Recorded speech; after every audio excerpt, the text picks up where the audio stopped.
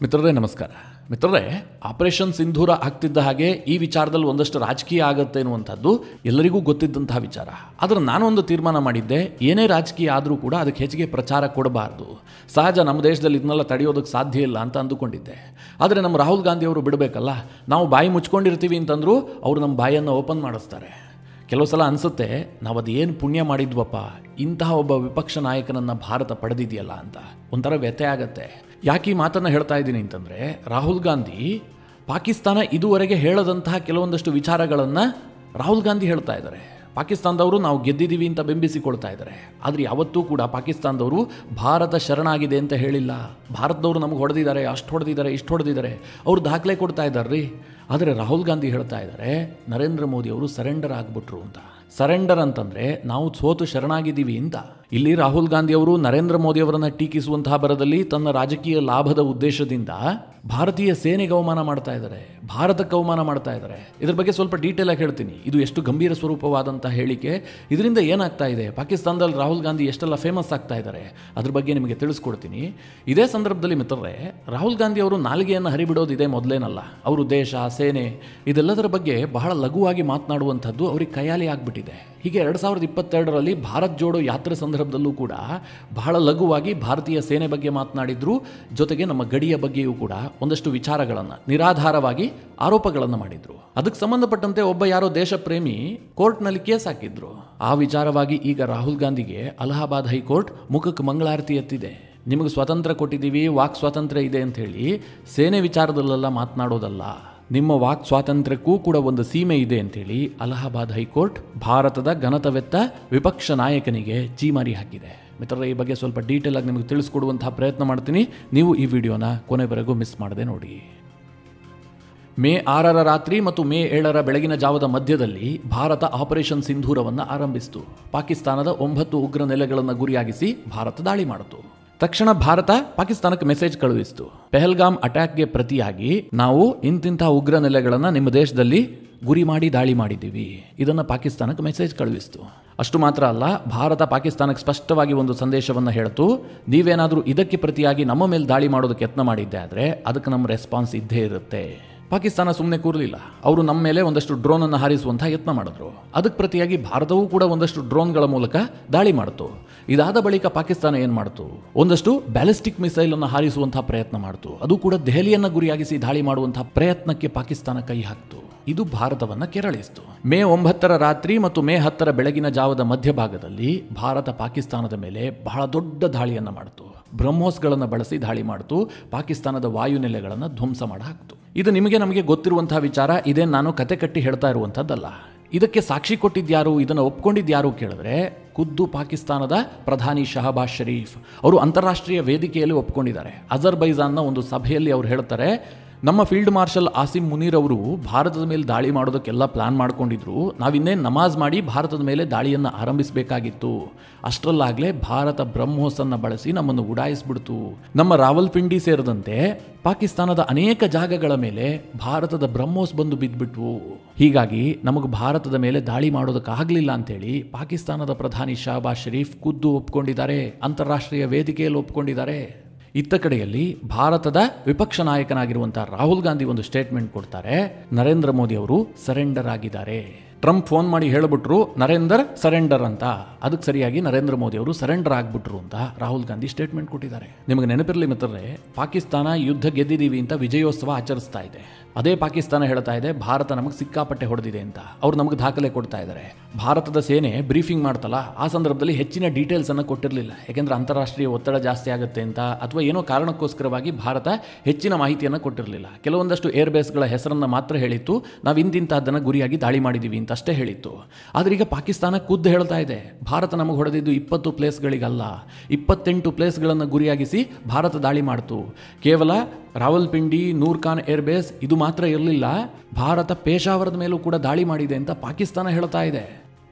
ಜೊತೆಗೆ ಅಲ್ಲಿಂದ ರಿಪೋರ್ಟ್ ಬರ್ತಾ ಇದೆ, 6 ಫೈಟರ್ ಜೆಟ್ಗಳನ್ನು ಪಾಕಿಸ್ತಾನ ಕಳೆದುಕೊಂಡಿದೆ, ಒಂದು ಏವ್ಯಾಕ್ಸ್ ಹೋಗಿದೆ, ಹಾಗೆ ಸೇನೆಯ ಟ್ರಾನ್ಸ್ಪೋರ್ಟ್ ಏರ್ಕ್ರಾಫ್ಟ್ ಅನ್ನು ಕೂಡ ನಾವು ಕಳ್ಕೊಂಡಿದ್ದೀವಿ, ಏರ್ ಡಿಫೆನ್ಸ್ ಸಿಸ್ಟಮ್ ಹೋಗಿದೆ. ಹೀಗಂತ ಪಾಕಿಸ್ತಾನದವರು ಖುದ್ದು ಒಪ್ಕೊಳ್ತಾ ಇದ್ದಾರೆ. ಭಾರತ ಮಾಡದಂಥ ಹಾನಿಗೆ ಪಾಕಿಸ್ತಾನ ಸಾಕ್ಷಿ ಕೊಡ್ತಾ ಇದೆ. ಅವರೆಲ್ಲೂ ಕೂಡ ಅಪ್ಪಿತಪ್ಪಿಯೂ ಭಾರತ ಸರೆಂಡರ್ ಆಗಿದೆ ಅನ್ನುವಂಥ ನರೇಟಿವ್ ಬಿಲ್ಡ್ ಮಾಡೋದಕ್ಕೆ ಹೋಗ್ತಾ ಇಲ್ಲ. ಯಾಕೆಂದ್ರೆ ಪಾಕಿಸ್ತಾನದವ್ರಿಗೆ ತುಂಬಾ ಚೆನ್ನಾಗಿ ಗೊತ್ತು, ಈ ನರೇಟಿವ್ ಅನ್ನ ಜಗತ್ತು ಒಪ್ಕೊಳ್ಳೋದಿಲ್ಲ. ಭಾರತಕ್ಕೆ ತುಂಬಾ ಸಾಮರ್ಥ್ಯ ಇದೆ, ಅವ್ರು ಮನಸ್ಸು ಮಾಡಿದ್ರೆ ಪಾಕಿಸ್ತಾನವನ್ನ ಭೂಪಟದಿಂದ ಅಳಿಸಿ ಹಾಕ್ತಾರೆ ಅಂತ ಇಡೀ ಜಗತ್ತು ಅಂದುಕೊಂಡಿದೆ. ಹೀಗಾಗಿ ಪಾಕಿಸ್ತಾನದವರು ಭಾರತ ಸರೆಂಡರ್ ಆಗಿದೆ ಅನ್ನುವಂತಹ ಒಂದೇ ಒಂದು ಪದವನ್ನ ಕೂಡ ಇದುವರೆಗೆ ಬಳಸಿಲ್ಲ. ಅವ್ರಿಗೆ ಅಷ್ಟಾರು ಮಿನಿಮಮ್ ಕಾಮನ್ ಸೆನ್ಸ್ ಇದೆ. ಆದ್ರೆ ಭಾರತದ ವಿಪಕ್ಷ ನಾಯಕರಿಗೆ ಅಷ್ಟು ಕಾಮನ್ ಸೆನ್ಸ್ ಇಲ್ಲ. ರಾಹುಲ್ ಗಾಂಧಿ ಹೇಳ್ತಾ ಇದ್ದಾರೆ, ಟ್ರಂಪ್ ಅವರು ಕಾಲ್ ಮಾಡಿ ನರೇಂದರ್ ಸರೆಂಡರ್ ಅಂತ ಹೇಳಿಬಿಟ್ರು, ನರೇಂದ್ರ ಮೋದಿ ಅವರು ಸರೆಂಡರ್ ಆದ್ರು. ಮಿತ್ರರೇ, ಇಲ್ಲಿ ರಾಹುಲ್ ಗಾಂಧಿ ಅವರ ಉದ್ದೇಶ ನರೇಂದ್ರ ಮೋದಿ ಅವರನ್ನ ಡಮ್ಮಿ ಮಾಡೋದಿರಬಹುದು, ಅಥವಾ ನರೇಂದ್ರ ಮೋದಿ ಅವರು ಸೋತಿದ್ದಾರೆ ಅಂತ ತಿಳಿಸೋದಿರಬಹುದು. ಆದರೆ ಅವ್ರಿಗೆ ನೆನಪಿರಬೇಕು, ನರೇಂದ್ರ ಮೋದಿ ಅವರ ಸೋಲು ಕೇವಲ ನರೇಂದ್ರ ಮೋದಿ ಅವರ ಸೋಲಾಗಿರೋದಿಲ್ಲ, ಅದು ಈ ದೇಶದ ಸೋಲಾಗಿರುತ್ತೆ. ಗೆದ್ದು ಬೀಗದಂತಹ ನಮ್ಮ ಸೇನೆಗೆ ಮಾಡಿದಂತಹ ಅವಮಾನ ಆಗಿರುತ್ತೆ. ಇಷ್ಟು ಮಿನಿಮಮ್ ಕಾಮನ್ ಸೆನ್ಸ್ ಕೂಡ ರಾಹುಲ್ ಗಾಂಧಿಗೆ ಇಲ್ಲ ಅಂತ ಆದಮೇಲೆ ಅವ್ರನ್ನ ನಾವು ಯಾಕೆ ವಿಪಕ್ಷ ನಾಯಕರಾಗಿ ಒಪ್ಕೊಳ್ಬೇಕು ಅನ್ನುವಂಥ ಪ್ರಶ್ನೆ ಉದ್ಭವ ಆಗುತ್ತೆ. ಒಂದೊಂದ್ಸಲ ಏನು ಅನ್ಸುತ್ತೆ ಅಂತಂದರೆ, ನಾವು ಈ ಸ್ವತಂತ್ರ ಬಂದಂತಹ ಸಂದರ್ಭದಲ್ಲಿ ಭಾರತದಲ್ಲಿ 500ಕ್ಕೂ ಹೆಚ್ಚು ಸಂಸ್ಥಾನಗಳಿದ್ವಲ್ಲ, ಅವರೆಲ್ಲರಿಗೂ ಕೂಡ ಒಂದಷ್ಟು ಕಾಂಪನ್ಸೇಷನ್ ಅನ್ನು ಕೊಟ್ಬಿಟ್ಟು ಆ ಸಂಸ್ಥಾನಗಳನ್ನು ಭಾರತದಲ್ಲಿ ವಿಲೀನ ಮಾಡ್ಕೊಂಡ್ವಿ. ಅವ್ರಿಗೆ ಯಾವುದೇ ಅಧಿಕಾರ ಇಲ್ಲ ಅಂತ ಭಾರತ ಬಹಳ ಸ್ಪಷ್ಟವಾದ ನಿರ್ಧಾರ ಕೈಗೊಳ್ತು. ಹಾಗೆ ಮಿತ್ರರೇ, ಈ ರಾಹುಲ್ ಗಾಂಧಿ ಅವರ ಇಡೀ ಕುಟುಂಬಕ್ಕೆ ಒಂದು ದೊಡ್ಡ ಪ್ರಮಾಣದಲ್ಲಿ ಕಾಂಪನ್ಸೇಷನ್ ಅನ್ನು ಕೊಟ್ಬಿಟ್ಟು, ನೀವು ಯಾವುದಾದ್ರೂ ಒಂದು ಐಲ್ಯಾಂಡ್ಗೆ ಹೋಗಿ ವಾಸ ಮಾಡಿ, ನಿಮ್ಮ ಜೀವನಕ್ಕೆ ಏನೂ ಕೊರತೆ ಆಗದ ಹಾಗೆ ಭಾರತ ನೋಡ್ಕೊಳ್ಳುತ್ತೆ, ನಿಮ್ಮ ಇಡೀ ಕುಟುಂಬವನ್ನು ಸಾಕತ್ತೆ. ಆದರೆ ದಯವಿಟ್ಟು ದೇಶ ಹಾಗೂ ಸೇನೆಗೆ ಅವಮಾನ ಮಾಡುವಂಥ ರಾಜಕಾರಣವನ್ನು ಮಾತ್ರ ಮಾಡ್ತಾ ಇಲ್ಲಿರಬೇಡಿ ಅಂತ ಹೇಳೋದಿದೆಯಲ್ಲ, ಬಹಳ ಉತ್ತಮ ಅಂತ ಅನಿಸುತ್ತೆ. ಅಷ್ಟರ ಮಟ್ಟಿಗೆ ವ್ಯಥೆ ಆಗುತ್ತೆ. ಮಿತ್ರರೇ, ಸರೆಂಡರ್ ಅನ್ನುವ ಪದ ಇದೆಯಲ್ಲ, ಇದು ನಾವು ಸೋತು ಶರಣಾಗತಿ ಆಗ್ತೀವಲ್ಲ ಆ ಸಂದರ್ಭದಲ್ಲಿ ಬಳಸುವಂತಹ ಪದ. ಅದನ್ನೀಗ ರಾಹುಲ್ ಗಾಂಧಿ ಅವರು ಪ್ರಧಾನಿ ನರೇಂದ್ರ ಮೋದಿ ಅವರಿಗೆ ಬಳಸ್ತಾ ಇದ್ದಾರೆ. ಇದೇ ರಾಹುಲ್ ಗಾಂಧಿ ಅವರು ಈ ಹಿಂದೆ ಹೇಳಿದ್ರು, ಆಪರೇಷನ್ ಸಿಂಧೂರ ಸೇನೆಯ ಜಯ, ಭಾರತೀಯ ಸೇನೆ ಗೆಲ್ತಾ ಇತ್ತು, ಆದರೆ ನರೇಂದ್ರ ಮೋದಿ ಅವರು ಯುದ್ಧ ವಿರಾಮವನ್ನು ಒಪ್ಕೊಂಡ್ಬಿಟ್ರು. ಇಲ್ಲಿ ರಾಹುಲ್ ಗಾಂಧಿ ಅವರಿಗೆ ಕಾಮನ್ ಸೆನ್ಸ್ ಇಲ್ಲ ಅನ್ನುವಂಥದ್ದು ಎಷ್ಟು ಸ್ಪಷ್ಟವಾಗಿ ಎದ್ದು ಕಾಣ್ತಾ ಇದೆ ಅಂತಂದ್ರೆ, ದೇಶದ ಸೇನೆ ಗೆದ್ದಿದೆ ಅಂದ ಮೇಲೆ ಸರೆಂಡರ್ ಆಗುವ ಮಾತೆಲ್ಲಿ ಬರುತ್ತೆ? ಗೆದ್ದವ್ರು ಯಾಕ್ರಿ ಸರೆಂಡರ್ ಆಗ್ತಾರೆ? ಹೀಗಾಗಿ ರಾಹುಲ್ ಗಾಂಧಿ ಅವರ ಪ್ರತಿ ಮಾತು ಕೂಡ ಪಾಕಿಸ್ತಾನದವರಿಗೆ ಜೇನು ಸವಿದಷ್ಟು ಖುಷಿ ಕೊಡುತ್ತೆ. ರಾಹುಲ್ ಗಾಂಧಿ ಪಾಕಿಸ್ತಾನದಲ್ಲಿ ಸಿಕ್ಕಾಪಟ್ಟೆ ಪಾಪ್ಯುಲರ್. ನಾವಿವತ್ತು ಹೇಗೆ ಬಾಂಗ್ಲಾದೇಶದಲ್ಲಿ ಶೇಖ್ ಹಸೀನಾ ಅಧಿಕಾರದಲ್ಲಿ ಇರಬೇಕಾಗಿತ್ತು, ಅಥವಾ ಶ್ರೀಲಂಕಾದಲ್ಲಿ ಇಂಥವ್ರ ಅಧಿಕಾರದಲ್ಲಿ ಇದ್ರೆ ನಮಗೆ ಲಾಭ ಆಗುತ್ತೆ, ನೇಪಾಳದಲ್ಲಿ ಈ ಸರ್ಕಾರ ಬಂದರೆ ಭಾರತಕ್ಕೆ ಲಾಭ ಆಗುತ್ತೆ, ಹೀಗೆಲ್ಲ ಯೋಚನೆ ಮಾಡ್ತೀವಲ್ಲ, ಅದೇ ರೀತಿಯಾಗಿ ಪಾಕಿಸ್ತಾನದಲ್ಲಿ ಏನು ಯೋಚನೆ ಮಾಡ್ತಾರೆ ಅಂತಂದ್ರೆ, ಭಾರತದಲ್ಲಿ ರಾಹುಲ್ ಗಾಂಧಿ ಅವರು ಪ್ರಧಾನಿ ಆಗಿದ್ದೇ ಆದರೆ ಪಾಕಿಸ್ತಾನಕ್ಕೆ ಲಾಭ ಆಗತ್ತೆ, ಹೀಗಂತ ಪ್ರತಿಯೊಬ್ಬ ಪಾಕಿಸ್ತಾನಿಯೂ ಕೂಡ ಯೋಚನೆ ಮಾಡ್ತಾರೆ. ಆದರೆ ರಾಹುಲ್ ಗಾಂಧಿಗಾಗ್ಲಿ ಅವರ ಇಡೀ ಇಕೋಸಿಸ್ಟಮ್ಗಾಗ್ಲಿ ಇದು ಯಾವ ವಿಚಾರವೂ ಗೊತ್ತಾಗೋದಿಲ್ಲ. ನಾನು ಆಡುವಂತಹ ಮಾತು ಪಾಕಿಸ್ತಾನದವರಿಗೆ ಬಹಳ ಖುಷಿ ಕೊಡ್ತಾ ಇದೆ, ಇದು ಭಾರತಕ್ಕೆ ದ್ರೋಹದ ಮಾತಾಗ್ತಾ ಇದೆ, ಒಂದು ಅರ್ಥ ಆಗ್ತಾ ಇಲ್ಲ. ಬಿಟಾಕಿ ಈ ವಿಚಾರವನ್ನು ಎಷ್ಟು ಹೇಳಿದ್ರು ಅಷ್ಟೇ, ಇವರಿಗೆ ಭಾರತ ಕ್ಲಾಸ್ ಆಗಿದೆ ಅಂತ ತೋರಿಸಬೇಕು, ಭಾರತ ಸರೆಂಡರ್ ಆಗಿದೆ ಅನ್ನುವಂಥ ಒಂದು ನರೇಟಿವ್ ಬಿಲ್ಡ್ ಮಾಡಬೇಕು. ಇವ್ರ ಉದ್ದೇಶ ಇರುವಂತಹದ್ದಷ್ಟೇ, ನರೇಂದ್ರ ಮೋದಿ ಅವರನ್ನು ಇಳಿಸಬೇಕು ಅಂತ. ಅದಕ್ಕೆ ಅವರು ದೇಶದ ಹಿತಾಸಕ್ತಿಯನ್ನು ಬಲಿ ಕೊಡೋದಕ್ಕೇನು ಹಿಂದೆ ಮುಂದೆ ಯೋಚನೆ ಮಾಡೋದಿಲ್ಲ. ನಿಮಗೆ ನೆನಪಿರಲಿ ಮಿತ್ರರೇ, ಇವತ್ತು ಇಡೀ ವೆಸ್ಟರ್ನ್ ಶಕ್ತಿಗಳೇನಿದ್ದಾವೆ, ಅದರಲ್ಲೂ ಮುಖ್ಯವಾಗಿ ಪಾಶ್ಚಿಮಾತ್ಯ ಮಾಧ್ಯಮಗಳು, ಅವು ಭಾರತದ ವಿರುದ್ಧವಾಗಿದ್ದಾವೆ. ಆಪರೇಷನ್ ಸಿಂಧೂರ ಆದ ಬಳಿಕ ಭಾರತ ಎಷ್ಟು ಉಗ್ರರನ್ನ ಹೊಡೆದುಹಾಕಿದೆ, ಭಾರತ ಎಷ್ಟು ನಿಗದಿತವಾಗಿ ಟಾರ್ಗೆಟ್ ಅನ್ನು ಹಿಟ್ ಮಾಡಿದೆ, ಪಾಕಿಸ್ತಾನಕ್ಕೆ ಎಷ್ಟು ಹಾನಿಯಾಗಿದೆ, ಇದು ಯಾವುದರ ಬಗ್ಗೆಯೂ ಕೂಡ ವೆಸ್ಟರ್ನ್ ಮೀಡಿಯಾಗಳು ಉಲ್ಲೇಖವನ್ನೇ ಮಾಡಿಲ್ಲ, ಅದರ ಬಗ್ಗೆ ಆರ್ಟಿಕಲ್ ಅನ್ನು ಪಬ್ಲಿಷ್ ಮಾಡಿಲ್ಲ. ವೆಸ್ಟರ್ನ್ ಮೀಡಿಯಾಗಳ ಉದ್ದೇಶ ಒಂದೇ ಆಗಿತ್ತು, ಈ ಯುದ್ಧದಲ್ಲಿ ಭಾರತ ಏನನ್ನ ಕಳೆದುಕೊಂಡಿದೆ, ಭಾರತ ಗೆದ್ದಿರುವಂತಹ ವಿಚಾರ ಅವ್ರು ಯಾರಿಗೂ ಬೇಡ, ಭಾರತ ಏನು ಕಳ್ಕೊಂಡಿದೆ ಅನ್ನುವಂಥ ವಿಚಾರ ಮುಖ್ಯ ಆಗಿತ್ತು. ಇದಕ್ಕೆ ಸೊಪ್ಪು ಹಾಕುವ ಹಾಗೆ ನಮ್ಮ ರಾಹುಲ್ ಗಾಂಧಿ ಮಾತನಾಡಿದ್ರು. ನಮ್ಮ ಸೇನೆ ಆರಂಭದಲ್ಲೇ ಹೇಳಿದೆ, ನಮಗೆ ನಷ್ಟ ಆಗಿದೆ, ಯುದ್ಧ ಅಂದ ಮೇಲೆ ಫೈಟರ್ ಜೆಟ್ಗಳಾಗಲಿ ಯಾವುದೇ ಇಕ್ವಿಪ್ಮೆಂಟ್ಗಳ ನಷ್ಟ ಸರ್ವೇ ಸಾಮಾನ್ಯ, ಅದ್ರ ಬಗ್ಗೆ ನಾವು ಹೆಚ್ಚಿಗೆ ಹೇಳೋದಕ್ಕೆ ಹೋಗೋದಿಲ್ಲ. ಯಾಕೆ ಅಂತಂದರೆ ಅದು ಶತ್ರು ಪಡೆಗೆ ಲಾಭ ಮಾಡಿಕೊಡುತ್ತೆ. ನಾವೇನು ಗುರಿ ಇಟ್ಕೊಂಡು ದಾಳಿಯನ್ನು ಆರಂಭಿಸಿದ್ವೋ ಅದರಲ್ಲಿ ಯಶಸ್ಸು ಸಿಕ್ಕಿದೆ, ನಮಗೆ ಗೆಲುವಾಗಿದೆ. ಇದಿಷ್ಟನ್ನು ಸೇನೆ ಬಹಳ ಸ್ಪಷ್ಟವಾಗಿ ದೇಶಕ್ಕೆ ತಿಳಿಸಿತ್ತು. ದೇಶದ ಯಾವೊಬ್ಬ ಪ್ರಜೆಗೂ ಕೂಡ ಭಾರತಕ್ಕೆ ಫೈಟರ್ ಜೆಟ್ ನಷ್ಟ ಆಗಿದೆಯಾ ಇಲ್ವಾ ಅನ್ನೋದ್ರ ಬಗ್ಗೆ ಕುತೂಹಲ ಇರಲಿಲ್ಲ. ಆದರೆ ರಾಹುಲ್ ಗಾಂಧಿ ಅವರು ಪದೇ ಪದೇ ಅದನ್ನು ಪ್ರಶ್ನೆ ಮಾಡಿ ಅದು ಅಂತಾರಾಷ್ಟ್ರೀಯ ಮಟ್ಟದಲ್ಲಿ ಸುದ್ದಿ ಆಗುವ ಹಾಗೆ ಮಾಡಿದ್ರು. ಬಿಟಾಕಿ ಈ ವಿಚಾರವನ್ನು ಎಷ್ಟು ಹೇಳಿದ್ರು ಅಷ್ಟೇ. ಇದೇ ರಾಹುಲ್ ಗಾಂಧಿಯ ಇನ್ನೊಂದು ವಿಚಾರಕ್ಕೆ ಬರ್ತೀನಿ. ರಾಹುಲ್ ಗಾಂಧಿ ಈ ರೀತಿಯಾಗಿ ನಾಲ್ಗೆ ಹರಿಬಿಡುವಂಥದ್ದು ಇದೇ ಮೊದಲೇನಲ್ಲ, ಅವರು ಪ್ರತಿ ಬಾರಿಯೂ ಈ ಕೆಲಸವನ್ನು ಮಾಡ್ತಾರೆ. 2022ರಲ್ಲಿ ಇವರೊಂದು ಭಾರತ್ ಜೋಡೋ ಯಾತ್ರೆಯನ್ನು ಮಾಡಿದ್ರಲ್ಲ, ಆ ಸಂದರ್ಭದಲ್ಲಿ ಅವರು ಹೋದಲ್ಲೆಲ್ಲ ಒಂದು ಮಾತನ್ನು ಹೇಳ್ತಾ ಇದ್ರು, ಚೈನಾದವರು ಭಾರತದ ಭೂಮಿಯನ್ನು ಆಕ್ರಮಿಸಿಕೊಂಡಿದ್ದಾರೆ, ಭಾರತಕ್ಕೆ ಸಾವಿರಾರು ಸ್ಕ್ವೇರ್ ಕಿಲೋಮೀಟರ್ ಜಾಗ ನಷ್ಟ ಆಗಿದೆ, ಅದನ್ನೆಲ್ಲ ಚೀನಾ ತನ್ನ ವಶಕ್ಕೆ ಪಡೆದುಕೊಂಡ್ಬಿಟ್ಟಿದೆ, ಚೈನಾದ ಸೈನಿಕರು ಭಾರತೀಯ ಸೈನಿಕರಿಗೆ ಹೊಡೆದು ಹೋಗಿದ್ದಾರೆ.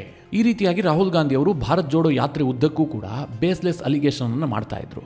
ಮಿತ್ರರೇ, ಇದನ್ನು ಕೇಳದಂತಹ ಸಂದರ್ಭದಲ್ಲಿ ನಮಗೆ ಬೇಸರ ಆಗುತ್ತೆ, ಏನಪ್ಪ ಹಿಂಗೆ ಮಾತನಾಡ್ತಾ ಇದ್ದಾರೆ ಒಬ್ಬ ಜವಾಬ್ದಾರಿಯುತ ಸ್ಥಾನದಲ್ಲಿರುವಂಥವ್ರು ಅಂತ.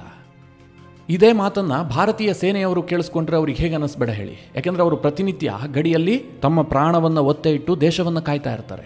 ಅಂಥವರು ಈ ಸುಳ್ಳನ್ನು ಕೇಳಿಸ್ಕೊಂಡಾಗ ಅವ್ರಿಗೆ ಎಷ್ಟು ಸಿಟ್ಟು ಬರಬಹುದು ಅಂತ ನೀವು ಊಹೆ ಮಾಡಬಹುದು. ಇದೇ ರೀತಿಯಾಗಿ ಸಿಟ್ಟುಗೊಂಡಂಥ ಭಾರತದ BRO ಅಂದ್ರೆ ಬಾರ್ಡರ್ ರೋಡ್ ಆರ್ಗನೈಸೇಷನ್ನ ಮಾಜಿ ನಿರ್ದೇಶಕ ಉದಯ್ ಶಂಕರ್ ಶ್ರೀವಾಸ್ತವ ಅನ್ನುವಂಥವರು ಕೋರ್ಟ್ನಲ್ಲಿ ಒಂದು ಕೇಸ್ ಹಾಕ್ತಾರೆ.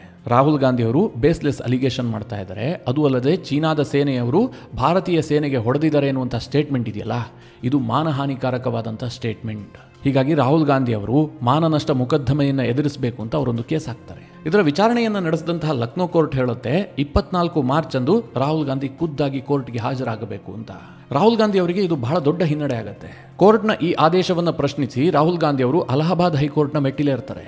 ಅಲ್ಲಿ ರಾಹುಲ್ ಗಾಂಧಿ ಪರ ವಕೀಲರು ಏನು ವಾದ ಮಾಡ್ತಾರೆ ಅಂತಂದರೆ, ಈ ದೂರುದಾರ ಶ್ರೀವಾಸ್ತವ ಏನಿದ್ದಾರೆ ಅವರೇನು ಸೇನಾಧಿಕಾರಿ ಅಲ್ಲ, ವೈಯಕ್ತಿಕವಾಗಿ ಅವರಿಗೆ ರಾಹುಲ್ ಗಾಂಧಿ ಅವರ ಸ್ಟೇಟ್ಮೆಂಟಿಂದ ಯಾವುದೇ ಮಾನಹಾನಿ ಆಗಿಲ್ಲ, ಹೀಗಾಗಿ ಇದನ್ನು ರದ್ದುಪಡಿಸಬೇಕು ಅಂತ ಅವರು ವಾದ ಮಂಡಿಸ್ತಾರೆ. ಈಗ ಈ ಇಡೀ ಪ್ರಕರಣದ ಬಗ್ಗೆ ಬಹಳ ಸೂಕ್ಷ್ಮವಾಗಿ ಗಮನಿಸಿರುವಂತಹ ಅಲಹಾಬಾದ್ ಹೈಕೋರ್ಟ್ ಏನು ಹೇಳಿದೆ ಅಂತಂದರೆ, ಭಾರತದ ಸಂವಿಧಾನ 19(1)(a) ಅಡಿಯಲ್ಲಿ ವಾಕ್ ಮತ್ತು ಅಭಿವ್ಯಕ್ತಿ ಸ್ವಾತಂತ್ರ್ಯವನ್ನು ಖಾತ್ರಿಪಡಿಸಿದೆ. ಆದರೆ ಈ ಸ್ವಾತಂತ್ರ್ಯವು ಸಮಂಜಸವಾದಂಥ ನಿರ್ಬಂಧಗಳಿಗೆ ಒಳಪಟ್ಟಿರುತ್ತದೆ. ಹೀಗಾಗಿ ಯಾವುದಾದ್ರೂ ವ್ಯಕ್ತಿ ಅಥವಾ ಭಾರತೀಯ ಸೇನೆಗೆ ಮಾನಹಾನಿಯಾಗುವಂಥ ಹೇಳಿಕೆ ಕೊಡುವ ಸ್ವಾತಂತ್ರ್ಯ ಯಾರಿಗೂ ಇಲ್ಲ. ಈ ಸ್ವಾತಂತ್ರ್ಯವನ್ನು ನಮ್ಮ ಸಂವಿಧಾನ ಒದಗಿಸಿಲ್ಲ ಅಂಥೇಳಿ ಅಲಹಾಬಾದ್ನ ಹೈಕೋರ್ಟ್ ಬಹಳ ಸ್ಪಷ್ಟವಾಗಿ ರಾಹುಲ್ ಗಾಂಧಿಗೆ ಸೂಚನೆಯನ್ನು ಕೊಟ್ಟಿದೆ. ರಾಹುಲ್ ಗಾಂಧಿ ಅವರು ಕೇಸ್ ವಜಾ ಮಾಡಿ ಅಂತ ಮನವಿ ಮಾಡಿದ್ರಲ್ಲ, ಅದನ್ನು ಅಲಹಾಬಾದ್ ಹೈಕೋರ್ಟ್ ಬಹಳ ಸ್ಪಷ್ಟವಾಗಿ ತಿರಸ್ಕರಿಸಿದೆ. ಮಿತ್ರರೇ, ಇಂತಹ 10 ಪ್ರಕರಣ ಆದರೂ ಕೂಡ ರಾಹುಲ್ ಗಾಂಧಿಗೆ ಏನು ಬುದ್ಧಿ ಬರೋದಿಲ್ಲ. ಅವರು ವಿಪಕ್ಷ ನಾಯಕರಾಗಿರಬಹುದು, ಸರ್ಕಾರದ ನಡೆಗಳನ್ನು ಟೀಕಿಸೋದಕ್ಕೆ ಅವರಿಗೆ ಮುಕ್ತವಾದಂತಹ ಸ್ವಾತಂತ್ರ್ಯ ಇದೆ, ಅವರನ್ನು ಯಾರೂ ತಡೆಯೋದಿಲ್ಲ. ಅದೂ ಅಲ್ಲದೆ ರಾಹುಲ್ ಗಾಂಧಿ ಅವರು ನರೇಂದ್ರ ಮೋದಿ ಅವರನ್ನು ಮುಕ್ತ ಕಂಠದಿಂದ ಹೊಗಳಲಿ, ನರೇಂದ್ರ ಮೋದಿ ಅವರ ಎಲ್ಲ ಕಾರ್ಯವನ್ನು ಮೆಚ್ಚಿಕೊಳ್ಳಲಿ ಅಂತ ಯಾರೂ ಬಯಸೋದು ಇಲ್ಲ, ಹಾಗೆ ಮಾಡಲೂಬಾರದು. ಆದರೆ ನರೇಂದ್ರ ಮೋದಿ ಅವರನ್ನ ಅಥವಾ ಕೇಂದ್ರ ಸರ್ಕಾರವನ್ನು ಟೀಕಿಸುವ ಭರದಲ್ಲಿ ರಾಷ್ಟ್ರದ ಹಿತಾಸಕ್ತಿಯನ್ನು ಬಲಿ ಕೊಡೋದಿದೆಯಲ್ಲ, ಇದನ್ನು ಯಾರೂ ಒಪ್ಪೋದಕ್ಕೆ ಸಾಧ್ಯ ಇಲ್ಲ. ಅದಕ್ಕೆ ರಾಹುಲ್ ಗಾಂಧಿಗೆ ಯಾರೂ ಅಧಿಕಾರವನ್ನು ಕೊಟ್ಟಿಲ್ಲ. ಮಿತ್ರರೇ, ಈ ಇಡೀ ವಿಚಾರಗಳ ಬಗ್ಗೆ ನೀವೇನು ಹೇಳ್ತೀರಿ? ನಿಮ್ಮ ಅನಿಸಿಕೆ ಅಭಿಪ್ರಾಯವನ್ನು ಕಮೆಂಟ್ ಮಾಡುವ ಮೂಲಕ ನಮಗೆ ತಿಳಿಸಿ. ಹಾಗೆ ನಿಮಗೆ ಈ ವಿಡಿಯೋ ಇಷ್ಟವಾದರೆ ಲೈಕ್ ಮಾಡಿ. ಜೊತೆಗೆ ನೀವಿನ್ನೂ ನಿಮ್ಮ ನೆಚ್ಚಿನ ಸಂಸ್ಕಾರ ಸೌರಭ ಯೂಟ್ಯೂಬ್ ಚಾನಲ್ನ ಸಬ್ಸ್ಕ್ರೈಬ್ ಮಾಡಿಲ್ಲ ಅಂತಾದರೆ ಈ ಕೂಡಲೇ ಸಬ್ಸ್ಕ್ರೈಬ್ ಮಾಡಿ. ಮುಂದಿನ ಎಲ್ಲ ಅಪ್ಡೇಟ್ಗಳ ನೋಟಿಫಿಕೇಷನ್ಗಾಗಿ ಬೆಲ್ ಐಕಾನ್ ಒತ್ತಿ.